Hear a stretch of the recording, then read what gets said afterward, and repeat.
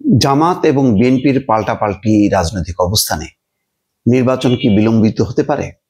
এমন একটি প্রশ্ন বা এমন একটি বিষয় কিন্তু মানুষের মধ্যে আলোচনা হচ্ছে। অনেকেই এখন বিশ্বাস করতে শুরু করেছে যে নির্বাচন আসলে ফেব্রুয়ারি মাসে সম্ভব না, কারণ গণভোট ইস্যুতে জামাত যে পরিমাণ সক্রিয়, তাতে এই গণভোটের আয়োজনের পর একটি জাতীয় নির্বাচন করা এটা অসম্ভব।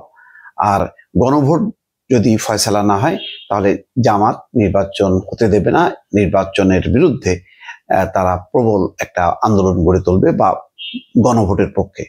গণভোটের ইস্যুতে যদি বড় আন্দোলন হয় তাহলে অবশ্যই তাতে নির্বাচন বিলম্বিত হবে বা নির্বাচনটা একটা অনিশ্চয়তার দিকে যাবে। আসিফ নজরুল আইন উপদেষ্টাকে ঠিক এই প্রশ্নই করেছিল সাংবাদিকরা। তিনি যদিও বলছেন যে নির্বাচন বিলম্ব করার কোনো ইস্যু নেই, অর্থাৎ সরকার মনে করে নির্বাচন অবশ্যই অনুষ্ঠিত হতে হবে, উৎসবমুখর পরিবেশ সৃষ্টির জন্য যা যা করা দরকার সব করা হবে, কিন্তু পাল্টাপাল্টি রাজনৈতিক পরিস্থিতির কি হবে সেটার কিন্তু কোনো ব্যাখ্যা দেননি। আসিফ নজরুল বলছেন জাতীয় সংসদ নির্বাচন নিয়ে শঙ্কার কোনো কারণ নেই, সরকার ফেব্রুয়ারির প্রথমার্ধে নির্বাচন আয়োজনের ব্যাপারে বদ্ধপরিকর। রাজনৈতিক দলগুলো একে অপরের উপর চাপ সৃষ্টি করার জন্য আমাদের উপর চাপ সৃষ্টি করছে, অর্থাৎ একে অন্যের বিরুদ্ধে যে অবস্থান, সেই অবস্থানের কারণে আমাদের উপর চাপ সৃষ্টি করছে এবং এই চাপ সৃষ্টির জন্য নানা রকম কথা বলছে। এসব কথার হয়তো কিছু সত্যতা আছে। তাদের কথায় জনমনে নির্বাচন নিয়ে শঙ্কা তৈরি হয়, অর্থাৎ উপদেষ্টারা কিন্তু কেউ বলছেন না, এমনকি প্রেস সচিবও বলছে যে সরকার বদ্ধপরিকর। অনিশ্চয়তা তৈরি হচ্ছে রাজনৈতিক দলের নেতাদের কথায়। যেমন ডাক্তার তাহের কিন্তু বলেছেন যে আগে ভোট, জাতীয় নির্বাচন পিছিয়ে যেতে পারে। এখন অবশ্য তারা আবার বলছে যে না, ফেব্রুয়ারিতেই নির্বাচন তারা চায়, কিন্তু তার আগে চায় গণভোট।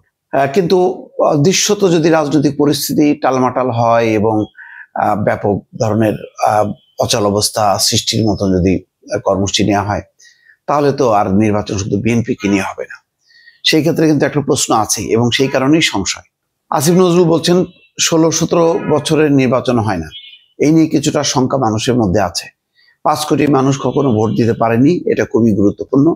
বাংলাদেশের মানুষ, সাধারণ মানুষ অধীর আগ্রহে নির্বাচনের জন্য অপেক্ষা করছে, তাদের মাঝে উৎসাহ সৃষ্টি হচ্ছে।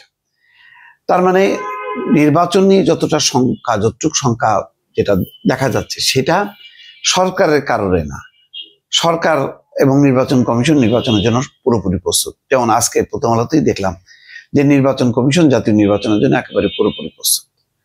তাহলে সংখ্যাটা কেন? সংখ্যাটা কারণ হলো যে এখন রাজনীতি দুইটা দলকে দিয়ে আপরিত হচ্ছে। আগে একটা অদ্ভুত ছিল যে আগে বিএনপি আওয়ামী লীগ, এখন হচ্ছে বিএনপি।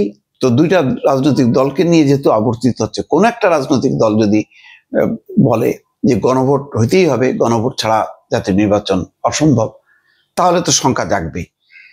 এমনও হইতে পারে, জানি না, যে তারা বলতে পারে যেহেতু গণভোট হচ্ছে না বা নির্বাচনের দিন আমরা মানবো না, আমরা নির্বাচনে অংশ নেব না।